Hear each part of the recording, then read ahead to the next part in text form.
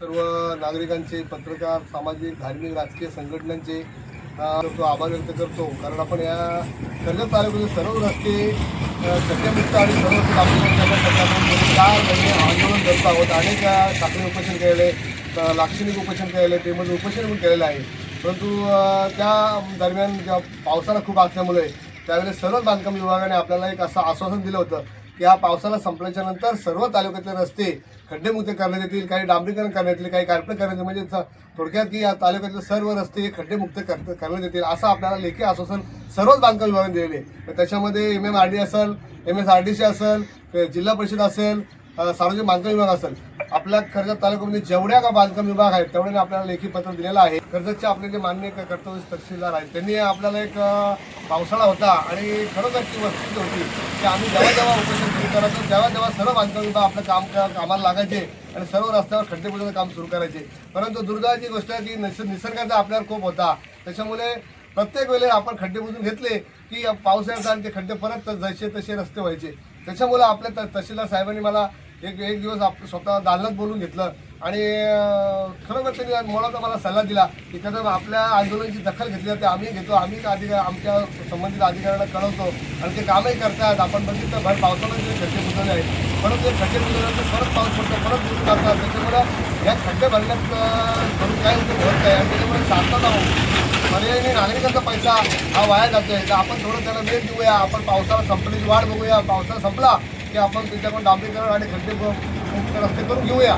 त्यांच्या मी विनंतीला मान देऊन हे उपोषण त्यावेळेस मी स्थगित केलं आणि तसं साहेबांना मी शब्द दिला साहेब याच्यापुढे मी उपोषण करणार नाही, पण ज्या दिवशी पावसाळा संपेल, उन्हाळा सुरू होईल, त्या दिवशी मात्र एकही रस्ता मला एका रस्त्यावर मला खड्डे दिसता कामा नये, सर्व रस्ते खड्डेमुक्त झाले पाहिजेत. त्या अनुषंगाने मला सर्व बांधकाम विभागाने पत्र दिलेलं आहे. परंतु आता गेले 2-4 महिन्यामध्ये त्यांना पाठपुरावा करतो, निवेदन देतोय. या अनुषंगाने मी जिल्हा परिषदेचे माननीय निलेशजी खिलारे यांना पत्र दिलं होतं. कारण मोहिलीचा ब्रिज जो आहे, मोहिलीला जाणारा ब्रिज आहे, हा कधी पडण्याच्या स्थिती होता, धोकादायक होता, जीवितहानी होण्याची शक्यता होती. मी त्यांना पत्र दिल्यानंतर त्यांनी त्या रस्त्याची दुरुस्ती केली. आम्हाला पोलीस संघटनेच्या वतीने आम्ही सर्व तालुक्यातील म्हणजे बांधकाम विभाग म्हणत नाही, परंतु सर्व विभागाचे अधिकारी असतील त्यांना माझी विनंती आहे की जेव्हा पोलीस संघटना पत्र देईल त्या पत्राची दखल घेऊन त्या पत्राच्या अनुषंगाने नागरिकांच्या समस्या सोडवल्या पाहिजेत. कारण आम्ही जे उपोषण आंदोलन करतो हे कुठल्या प्रकारची देणगी वर्गणी घेत नाही किंवा कुठल्या प्रकारचं आम्ही कोणाकडे मतं मागायला जात नाही. आम्ही सुरुवातीला एकटेच उपोषणाला बसतो. आज माझ्यासोबत बालू डायरे असतील, जयराम बुवा असतील, अनेक वास्तवकोंडातले आमच्या गावचे ग्रामस्थ विश्वास दाबणे असेल, गणेश कदम असतील. आता ह्या कर्जत तालुक्यातले सर्व समाज म्हणजे आगरी असतील, धनगर असतील किंवा आदिवासी असतील, दलित असतील, सर्व समाजाचे नागरिक आमच्या उपोषणाला उत्कृष्ट पाठिंबा देत असतात. आणि आमचं सर्वच अधिकाऱ्यांना आव्हान आहे आणि इशारा आहे, आपण जर आमच्या पोलीस संघटनेच्या पत्राची दखल घेतली नाही तर मात्र आम्ही महिन्यातून आपल्या कार्यालयासमोर किंवा रस्त्यावर किंवा कुठेही किती वेळ आम्हाला उपोषण करावं लागलं तर आम्ही करू. परंतु आम्ही आता समाजसेवा करण्याचा जो वसा घेतलेला आहे तो अखंडित करणार आहे. बांधकाम विभागाच्या याच्या आधीचे जे वानखेडे होते त्यांनी आम्हाला आश्वासन दिलेलं आहे आणि वानखेडे जरी गेले असेल तर आता हे राहुल देवान नवीन अधिकारी करतात. आणि आम्ही गेले 10/12/2025ला त्यांना तसं निवेदन दिलं होतं की मोहिली ते कमळाच्या दरम्यानचा जो आपण डांबरीकरण केलेला आहे त्या रस्त्याचं कार्पेट का होत नाही त्या संदर्भामध्ये या शासनाचा निधी देत नसेल किंवा मंजुरी नसेल त्या संदर्भात आम्हाला कळवावे. आम्ही शासनाच्या विरुद्ध उपोषणाला बसू. आपल्याला दोष देणार नाही, परंतु त्यांनी त्या निवेदनाची कुठल्या प्रकारची दखल घेतलेली नाही.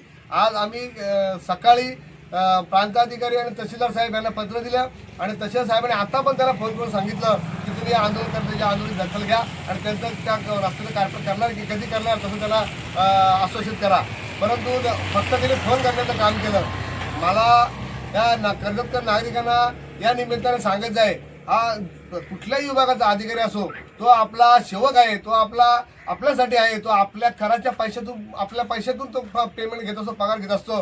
त्याच्यामुळे कुठल्याही नागरिकाने कुठल्या अधिकाऱ्याला घाबरण्याचं कारण नाही, त्याला जाब विचारला पाहिजे. तसं आम्ही आज अखंडित 15-20 वर्ष सर्व अधिकाऱ्यांना जाब विचारतो आणि तो आपलं काम आहे. आता या प्रसंगाला आम्ही जे इथं उपोषणाला बसलो या आमच्या मागणी ज्या पूर्वीच्या आहेत त्याच आहेत की कर्जत तालुक्यातील सर्व रस्ते खड्डेमुक्त करावे. म्हणजे कुठल्याही विभागाचे असो, जिल्हा परिषद असो किंवा अन्य कुठल्या बांधकाम विभागाचे असो.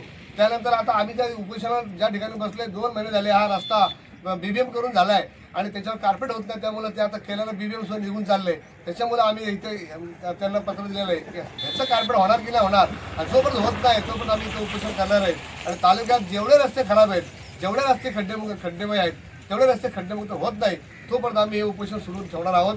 तरी सर्व कर्जतकर नागरिक असतील, सर्व संबंधित विभागीय अधिकारी असतील, सर्वांनी आमच्या या आंदोलनाला सहकार्य करून पाठिंबा द्यावा आणि या जनतेची नागरिकांची जी समस्या आहे ती सोडवण्यासाठी आपण आम्हाला सहकार्य करावे एवढंच मी या निमित्ताने नमूद करतो. आणि सर्व पंचवीसगाव वास्तव नागरिक असतील, कर्जत तालुक्यातले नागरिक असतील, पत्रकार असतील, सामाजिक धार्मिक राजकीय संघटनेचे पदाधिकारी असतील, त्यांनी आमच्या उपोषणाची दखल घेऊन आमच्या उपोषणाला पाठिंबा देऊन हे उपोषण यशस्वी करावे एवढी या निमित्ताने विनंती करतो. धन्यवाद. जय श्रीराम.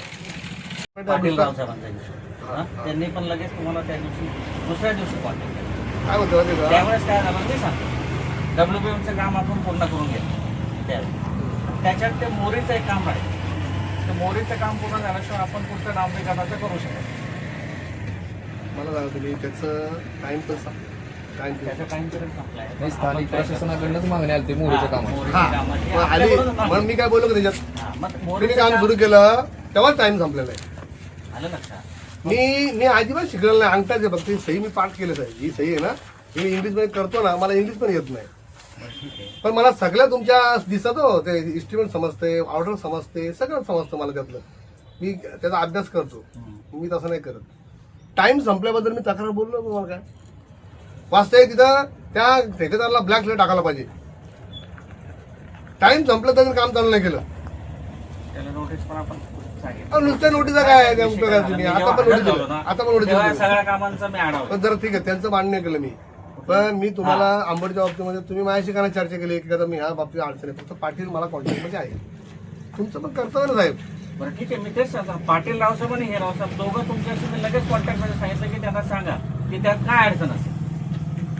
बघा आपण जे बोलतोय ना आता, हे फक्त चर्चा आहे.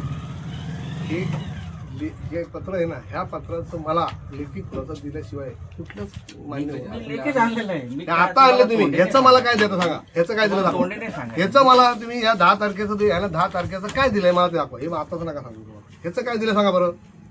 ह्याच्यावर मी आता काय कारवाई करेन तुम्हाला मागायची सांगा. तुमच्यावर काय कारवाई होती तुमच्यावर.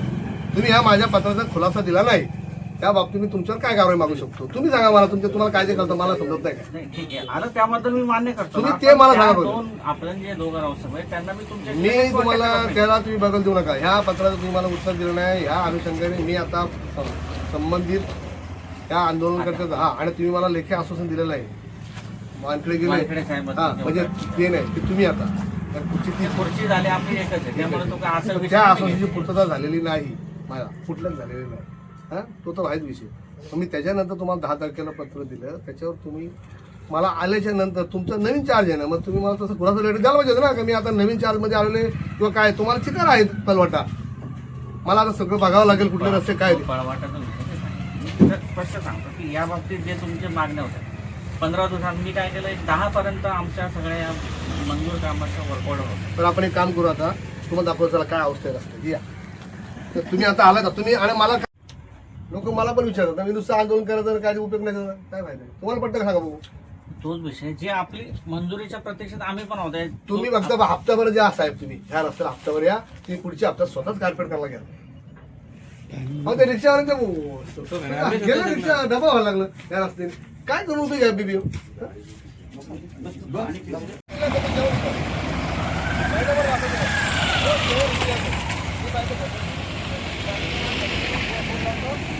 ते सर्वांनी येऊन बसायचं, सगळ्या नागरिकांना जेवणाची खाण्याची पिण्याची सगळी सोय केली जाईल.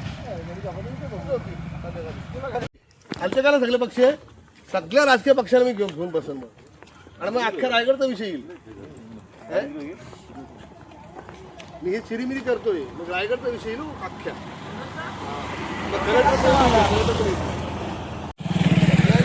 मला हे कार्पेट जास्ती असं दादा आपण एक हप्ता देऊ शकतो नाही, जो परत कार्पेट होत नाही मास नाही अख्खा वर्ष बसेल मी 4 महिने तर बसलो होतो.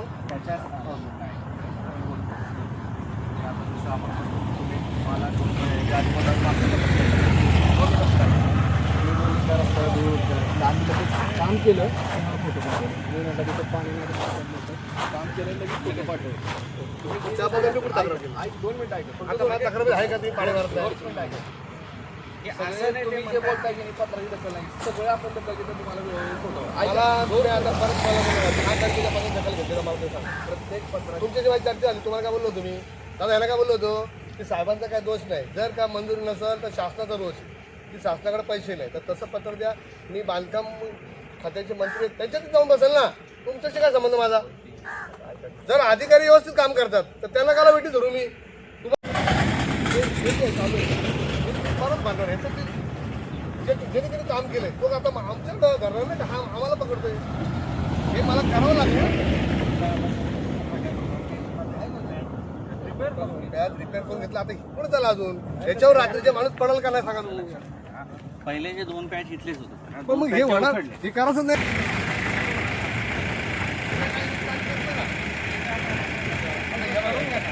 काय रिपेअर म्हणजे मला आता कार्पेट पाहिजे नुसतं रिपेअर किती चाललं.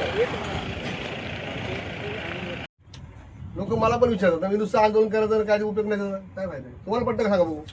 तोच विषय जे आपली मंजुरीच्या प्रतीक्षेत आम्ही पण होते. तुम्ही फक्त हप्ताभर ज्या साहेब तुम्ही ह्या रस्त्याला हप्ताभर या तुम्ही पुढच्या हप्त्यात स्वतःच कार्पेट करायला घ्या. अहो ते रिक्षावाले गेलं रिक्षा डबा व्हायला लागलं या रस्त्याने काय करू तुम्ही घ्या बीबी